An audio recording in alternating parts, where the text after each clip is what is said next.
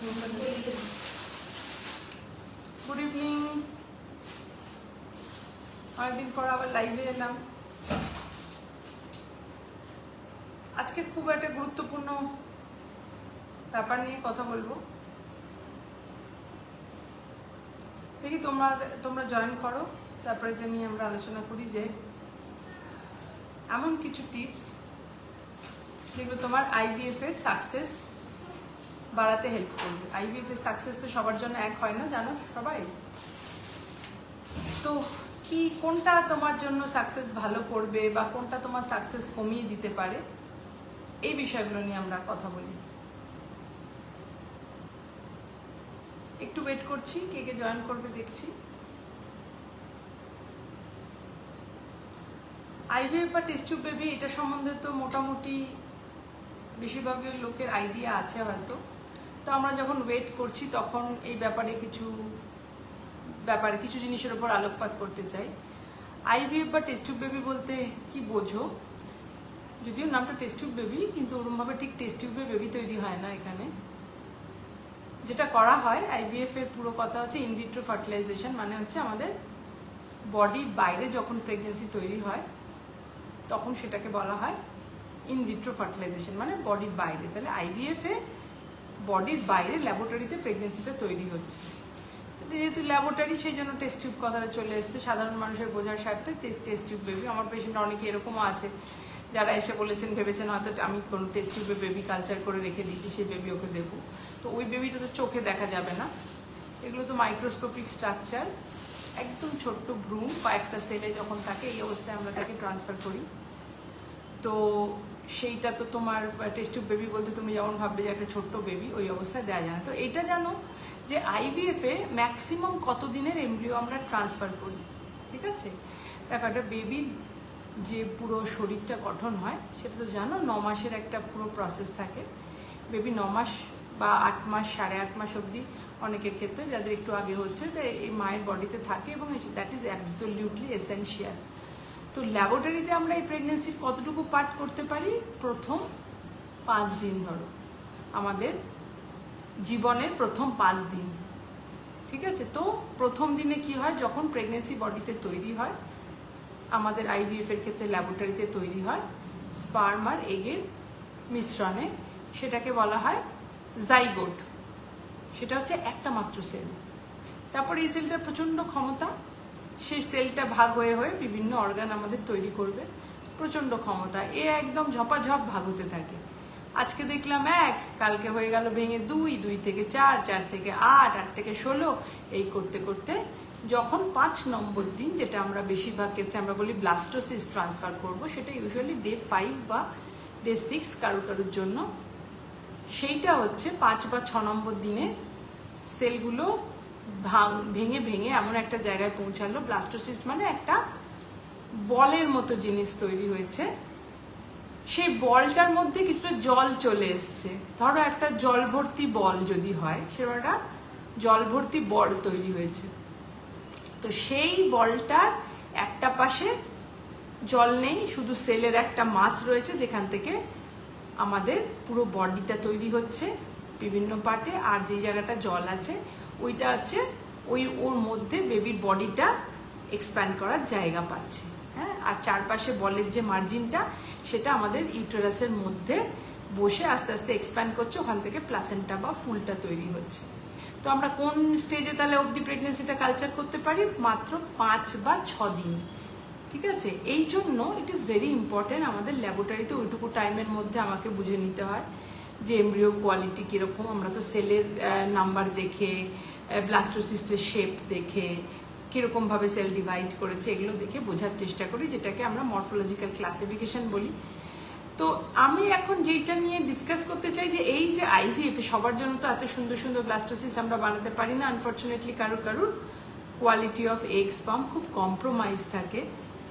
তো সেইটা তুমি কিভাবে প্রিভেন্ট করবে, যে তোমার আইভিএফ এর সাকসেস রেট তুমি কি করে বাড়াবে? দেখো, আমরা সব পেশেন্টকেই প্রায় একই রকম ওষুধপত্র দিতে থাকি। আইভিএফ তো একটা মেডিসিন, অনেক কিছু মেডিসিন আমরা ইউজ করি, জানো তো। সবার কিন্তু রেসপন্স একরকম পাই না। তো এই রেসপন্সটা ভালো কারোর ক্ষেত্রে কেন হয়, আর কেন হয় না এটা বুঝতে হবে, ঠিক আছে? ইউজুয়ালি দেখো কার কোন কারণে আইভিএফ করছি তার উপর অনেকটা ডিপেন্ড করে। যাদের ধরো এগ বা স্পার্মের কোনো সমস্যা নেই, মেনলি ধরো টিউবটা ব্লক বলে হয়নি, তারা হচ্ছে আমাদের আইভিএফ এর বেস্ট ক্যান্ডিডেট, যাদের আমরা প্রায় বলতেই পারি যে তোমাদের প্রায় একবারই হওয়ার চান্সেস অনেক বেশি। সে অনেক বেশিটা তোমার ম্যাক্সিমাম 70-80% অবধি করা যায়, যেটাও রিসেন্টকালে সম্ভব হচ্ছে। আগে এত ধরো 5 বছর আগেও এত হয়তো হাই সাকসেস হতো না।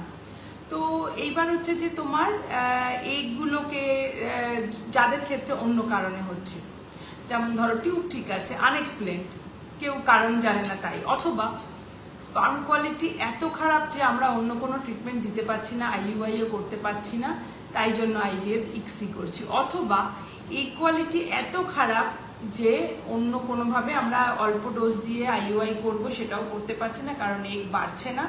তাদের দুটো গ্রুপ হয়, একটা হচ্ছে পলিসিস্টিক ওভারি গ্রুপ, যাদের ক্ষেত্রে অনেক এগ আছে কিন্তু তাও বাড়ানো যাচ্ছে না অল্প ডোজ হরমোন দিয়ে, অথবা একদমই কম এগ আছে, অনেক বেশি ডোজ ছাড়া সেটা রেসপন্স করছে না, সেই ক্ষেত্রে আইইউআইতে সাকসেস দেওয়া যাচ্ছে না, কারণ এত খরচ করে আইইউআইতে যেখানে সাকসেস রেট তার জন্য 10%-এর বেশি হবে না, তাহলে তার wastage of time and money হয়ে যায়। তো সেই ক্ষেত্রে, অথবা কারোর ক্ষেত্রে ধরো ডোনারই লাগবে, সেটা ডোনার এগ লাগবে, এগটা এত খারাপ, বা কারোর মেনোপজ হয়ে গেছে, সেই জন্য এই গ্রুপগুলো বিভিন্ন কারণের জন্য আমরা আইভিএফ বলি। এবার কি করে সাকসেস রেট বাড়াবে এইটা ভাবো। যে ক্ষেত্রে ডোনারের কথা বলছি সেইখানে আমি ডিসকাস করছি না, সেটা তো ডোনারের এগের উপর ডিপেন্ড করে, ডোনার এগটা বেশিরভাগ ক্ষেত্রে ভালো থাকে, তো ন্যাচারালি ডোনার এগে সাকসেস রেট স্ট্যান্ডার্ড 60-70% সবার জন্য বলা হয়। কিন্তু যারা সেলফ নিজের এগে করছো বা নিজের স্পার্মে করছো, যেখানে একটু কম্প্রোমাইজও বলা হচ্ছে, সেই ক্ষেত্রে কিভাবে বাড়াবে, কি করে বাড়াবে? তোমার যারা জয়েন করেছো সবাইকে হ্যালো বলছি, প্রীতি, প্রিয়া, কৃতি সাউ, সবাইকে হ্যালো বলছি।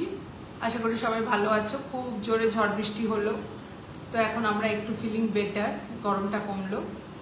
তো দেখো আইভিএফ এর সাকসেস একই পেশেন্টের জন্য বিভিন্ন সাইকেলে বিভিন্ন রকম হয়। তাহলে কি হয়, এগের কোয়ালিটি কোন সাইকেলে কিরকম বেরোবে এইটা হচ্ছে আনপ্রেডিক্টেবল। হ্যাঁ, তো ওই আনপ্রেডিক্টেবল ফ্যাক্টরের জন্য আমরা অনেক কিছু করি, অনেক ওষুধ দিই, লাইফস্টাইল মডিফাই করতে বলি।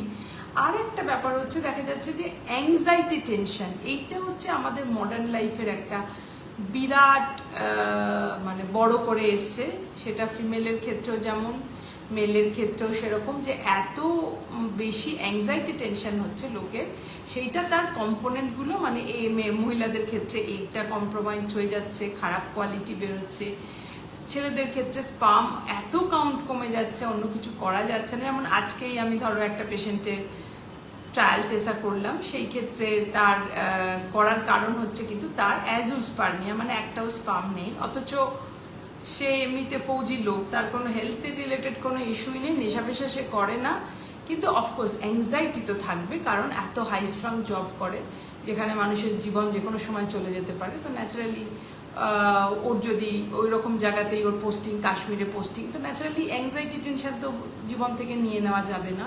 তো হতে পারে তার জন্যই ওর বডির হরমোন অ্যাক্সিস এমনভাবে কাজ করছে যে একটু লো হয়ে যাচ্ছে হরমোনটা, সেটা তার স্পার্ম তৈরিতে হেল্প করছে না বলে আমরা আর্টিফিশিয়ালি ওষুধ দিয়ে ওর স্পার্ম তৈরি করার চেষ্টা করেছিলাম, এবং তাতে সফলও হলাম, ওর স্পার্ম বার করতে পারলাম, যেটা দিয়ে আমরা আইভিএফ করছি। আইভিএফ টেসা ইক্সি বলে একে। তো সেইটা তোমার এগেন একটা রিজন। এবার হচ্ছে তাহলে এই অ্যাংজাইটিটা আমি কমাবো কি করে? দেখো আমি বলি আইভিএফ করার একটু আগে একটু নিজের বডি এবং মাইন্ডকে প্রিপেয়ার করো, ঠিক আছে? সেটা কিভাবে করবে? এবার দেখো সবার লাইফের অ্যাংজাইটি টেনশনের তো এক সমস্যার সমাধান হবে না, তো যার যেটা আছে সেটাকে আগে অ্যাড্রেস করতে হবে, যে হ্যাঁ আমার এটা আছে, আমার এই সমস্যাটা আছে, বা আমার এই কারণে অ্যাংজাইটি হচ্ছে, তাহলে তার রেমেডি কি আছে? আমি কোনো কি এক্সপার্টের হেল্প নেব? যদি ধরো অনেকের আছে বাড়িতেই আছো কিন্তু বিভিন্ন কারণে ফ্যামিলির অশান্তি, বা কেউ কিছু বলছে, বা তুমি ধরো কাজের জায়গায়ও অ্যাংজাইটি টেনশনে আছো, রাত্রে ঘুম হয় না ঠিক করে, এগুলো ফ্যাক্টরস রয়েছে, সেগুলোকে আগে কারেক্ট করার চেষ্টা করো, ঠিক আছে? এই জন্য বলি ঠিক সময়, দেখো এটা তো টেকেন ফর গ্রান্টেড যে আমরা ঠিক সময় খাবো দাবো ঘুমাবো, এটা তো নর্মাল মানুষের জীবন হওয়া উচিত, কিন্তু এখন সেটা হচ্ছে না। লোকে ঘুমাতে যাচ্ছে বহু দেরি করে, উঠছে আরো দেরি করে, মানে সেটা হচ্ছে ডে টাইমে ঘুমাচ্ছ, যেটা খুব বেশি লাভের না, ঠিক আছে। আবার এরমও পেশেন্ট পেলাম, গত কালই পেয়েছি এক পেশেন্ট, যার ব্যবসার কারণে তাকে রেগুলার ভোরবেলা উঠে বেরোতে হয়। সেই ভোরটা কখন ভোর? বললো যে আমাকে প্রত্যেকদিন রাত 3:30 উঠতে হয়। তো আমি বললাম ঘুমাতে যাও কখন? তো ঘুমাতে যখন যায় সেটা হয়ে গেল তোমার রাতে 12টা। তাই এইটা টু মাচ হয়ে যাচ্ছে না? 12টা থেকে 3টে 3:30 রেগুলার ঘুমাচ্ছ মানে, তো ঘুমের টাইমটা কম হলে কি হয়, আমাদের মাথার অ্যাংজাইটি টেনশনটা, ভালো করে ঘুম হচ্ছে না, অ্যাংজাইটি টেনশন একটা ফ্যাক্টর হয়ে যাচ্ছে। আর ঘুম না হলে মাথার থেকে মেলাটোনিন হরমোনটাও ঠিক মতো বেরোচ্ছে না, যেটা ভেরি স্ট্রং অ্যান্টি অক্সিডেন্ট, যেটা আমাদের বডিতে মেরামতির কাজ করে ঘুমানোর সময়, সেইটা করতে পারছে না। তো ন্যাচারালি তখন আমরা বলি যে একটু লাইফ, সব কিছু তো ওষুধ দিয়ে ঠিক করতে পারবো না, তোমার লাইফস্টাইলে একটু চেঞ্জ করো। তোমার যদি সকালে ওরম উঠতেই হয়, তাহলে why not you go to bed slightly early. তো সেই ক্ষেত্রে তোমার যদি 9:30 10টার মধ্যে ঘুমিয়ে পড়তে পারো, তাহলে তো তোমার একটু ওঠাটার সময় তুমি একটু কয়েক ঘন্টা সময় পেলে ঘুমানোর। তো যার যেটা লাইফস্টাইল, কেউ আবার ধরো বাইরের দেশের অন্য ধরো আমেরিকার সাথে যাদের অফিসগুলো যুক্ত, তারা সবাই ওদের টাইমে জাগে ওঠে এবং ঘুমায়। তো সেই ক্ষেত্রে অনেককে দেখা যাচ্ছে রাত 12টা 1টা 2টো 3টে অবধি কাজ করে যেতে হচ্ছে। তো সেই গ্রুপটাকে আমি বলি তাহলে সকালে কোন টাইমটা ঘুমাবে, সেই টাইমটা যেন আবার ঘরটা অন্ধকার থাকে, হ্যাঁ, বেশি ডিস্টারবেন্স না থাকে, যাতে তোমার একটা ডিপ স্লিপ হয়। কারণ again melatonin hormone very important, সেটার জন্য আমরা অনেক সময় মেলাটোনিন কাউকে কাউকে অ্যাজ আ পিলও দিই, যাদের ক্ষেত্রে এটা ডেফিসিয়েন্সি মনে হয়। হ্যাঁ, আর হচ্ছে তোমার অ্যাংজাইটি কি করে তুমি নিজে কিছুটা অ্যাংজাইটি ক্রিয়েট করো। যেমন এই ওর ওইটা হয়েছে, আমার যদি এটা হয়। তারা আইভিএফ এর আগে থেকে, আমার এমন অনেক পেশেন্ট আছে যারা বলে আমি দেখেছি অমুকের ওইটা হয়েছিল, আমার ওটা নিয়ে ভয়, যদি আমার ওটা হয়, যদি আমার বাচ্চা অ্যাবনর্মাল হয়, এইটা যদি চিন্তা মাথায় ঢোকে। এখনো কনসিভই করনি কিন্তু আগে থেকে চিন্তা করছে যে যদি আমি একজন স্কুল টিচার পেলাম যে নিজে অনেক স্পেশাল চাইল্ডকে ডিল করে, তো ওর বিভিন্ন কেন অ্যাংজাইটি যে আমার যদি বাচ্চা ওদের মধ্যে অ্যাবনর্মাল, আমি ওটা ডিল করতে পারবো না। তো সেইটা আর কি, বাট তোমাকে বুঝতে হবে যে তোমার, হ্যাঁ নিশ্চয়ই চিন্তা হতে পারে, তো যে জিনিসটা তোমার হাতে নেই, আমি বলি অযথা চিন্তা করো না। যদি মনে হয় চিন্তাটা এমনই যে আমার লাইফকে এফেক্ট করছে, সেই ক্ষেত্রে একটা এক্সপার্টের ওপিনিয়ন নাও, সেটা সাইকোলজিস্ট হতে পারে আর সাইকিয়াট্রিস্ট হতে পারে, যেক্ষেত্রে তোমার মেডিসিন দিতে লাগবে। হ্যাঁ, কাউন্সেলিংয়ের মাধ্যমে যদি এটা সমস্যার সমাধান হয়ে গেল, তাহলে সাইকোলজিস্ট কাউকে দেখাও। সাইকিয়াট্রিস্ট যদি ওষুধ দিতে লাগে, সাইকোলজিস্টে তোমায় বলবে তখন ওষুধ নিতে হবে। তো এইগুলো করতে হবে কিছু একটা করে আগে থেকে, মানে আমি বলি আইভিএফ এর আগে থেকে এগুলো করে সর্ট আউট করে, মানসিক শান্তি ভীষণ ইম্পর্টেন্ট। আর আইভিএফ ভীষণ লোকের এক্সপেকটেশনের চূড়ান্ত থাকে, তো সেইখানে আবার যদি কারোর ফেলিওর হয়, অলরেডি যদি দুঃখী থাকে লোক, তো তখন এই ফেলিওরটা হ্যান্ডেল করা ইজি হয় না। তো সেই জন্য বলছি যে আগে থেকে এগুলো করা। একটু ফোনটাকেও অ্যাটেন্ড করো। তো সেইটা আগে থেকে করা, অর এলস কি করা, যে তোমার সাথে সাথে কিছু কিছু হেলদি হ্যাবিট ডেভেলপ করা। তার মধ্যে হচ্ছে ফ্রুটস অ্যান্ড ভেজিটেবলস, যেটা আমি সবসময় বলি, আর সিডস অ্যান্ড নাটস। এইটা তোমাদের ডায়েট, কেউ ভেজিটেরিয়ান হতে পারে, নন ভেজিটেরিয়ান হতে পারে, ভেগান হতে পারে, বাট এইগুলো সবাইকে খেতে হবে। কিছু ফ্রুটস, ভেজিটেবল, নাটস, যত হেলদি খাবে, হেলদি চিন্তাধারা থাকবে, ঠিক সময় খাবে, ঘুমাবে, দেখবে অটোমেটিক্যালি তোমার বায়োলজিক্যাল মেটেরিয়াল, মানে যেগুলো হচ্ছে এগ অ্যান্ড স্পার্ম, সেই সেলগুলো ভালো থাকবে। কারণ তুমি ভালো থাকলে তোমার বডির সেল ভালো থাকবে।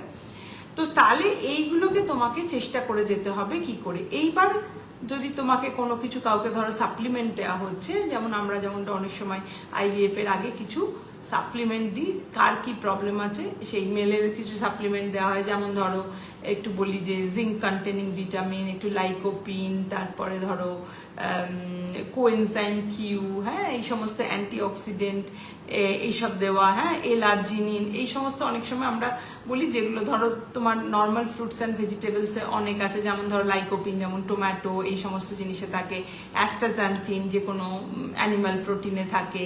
হ্যাঁ, এগুলো নিয়ে আমি আগেও দেখবে অনেক ভিডিও করেছি ডায়েট নিয়ে, এগুলো দেখতে পারো। এগুলো যদি তোমরা আগে থেকে ইমপ্লিমেন্ট করো, হতে পারে তোমার আইভিএফই লাগলো না, তোমার কম্পোনেন্টগুলো এত ইমপ্রুভ করলো যে তোমার ন্যাচারাল কনসেপ্ট হয়ে গেল। সেই জন্য আমি সবসময় বলি যে আইভিএফ এর আগে কিছুটা টাইম নিজেদের জন্য স্পেন্ড করো, তারপরে তাতে তো তোমার লস হওয়ার কিছু নেই।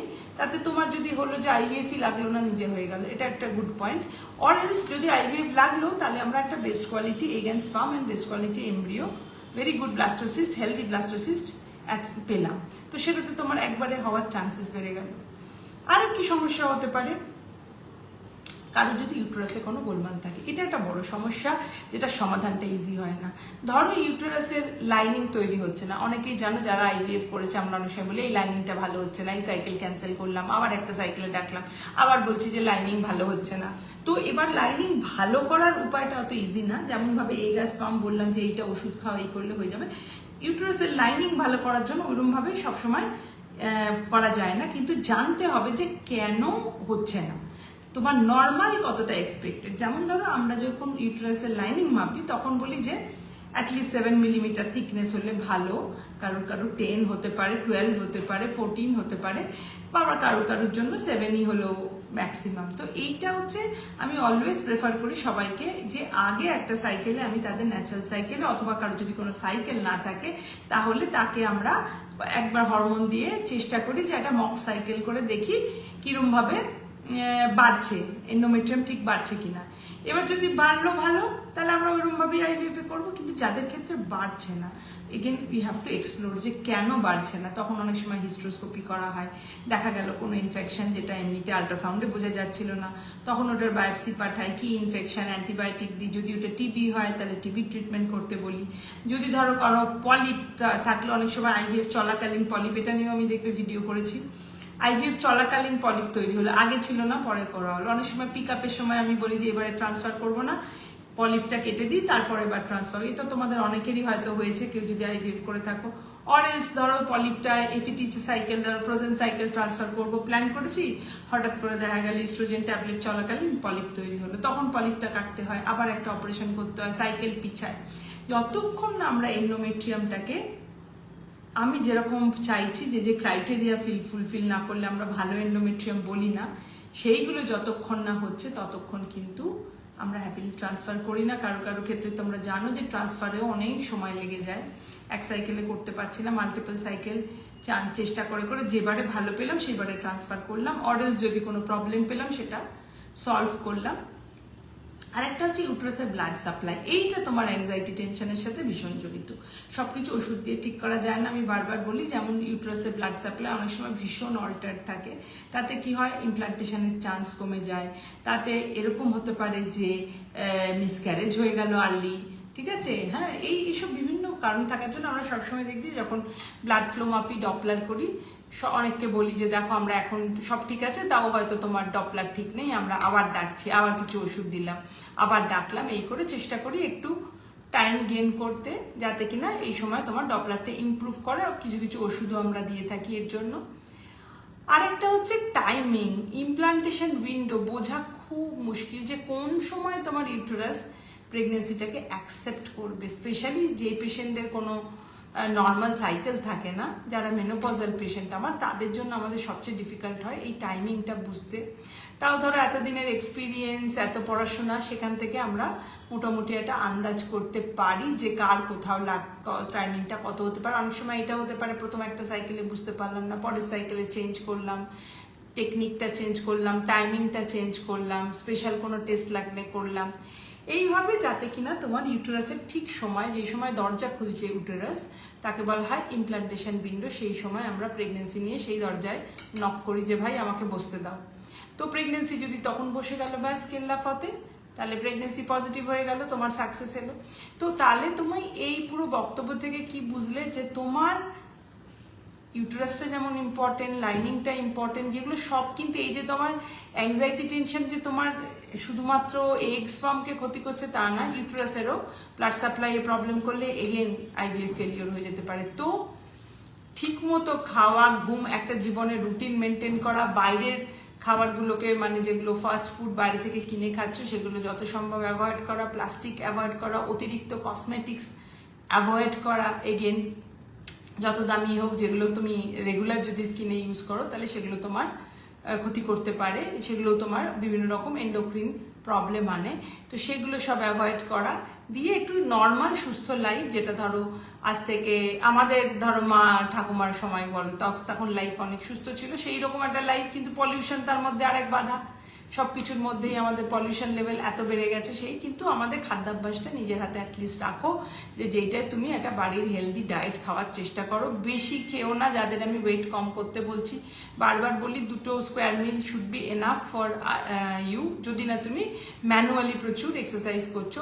এবার এইগুলো একটু ভাবনা চিন্তা করো, তাহলে তোমার যেখানে তোমার যদি আইভিএফ কারোর লাগে বা আইইউআইও লাগে, তাহলে সেটা করার আগে একটু পিছিয়ে এসো, ভাবো, এগুলোকে কারেক্ট করো, তোমার লাইফে যদি প্রবলেমগুলো থাকে কারেক্ট করো, স্পেশালি স্লিপিং প্যাটার্ন অ্যান্ড এই যেগুলো বললাম খাদ্যাভ্যাস, হ্যাঁ এইগুলোকে একটু চেঞ্জ করো, and then you will get the good result. Because I believe যে আইভিএফ সত্যি আমরা স্টিমুলেশন প্রসেস যেটা একবারই করি, তার থেকে অনেক কটা এমব্রিও বানাই, তো এই one process should be enough for a patient আর এ কাপল, ঠিক আছে? সেটা যদি তোমার নিজের এগ হয় অর ডোনার এগও হয়, তো যাতে কিনা একটা সাইকেলে সবাইকে পজিটিভ করবো এরকম দাবি আমি কখনো করছি না, কিন্তু অ্যাটলিস্ট যাতে তোমাকে সেকেন্ড সাইকেল যদি কারোর ফ্রোজেন সাইকেল ট্রান্সফার করতে হয়, সেখানেও সাকসেস পেতে গেলে আমি যদি আবার স্টিমুলেশন করি, সেটা অনেক বড় প্রসিডিওর হয়ে যায়।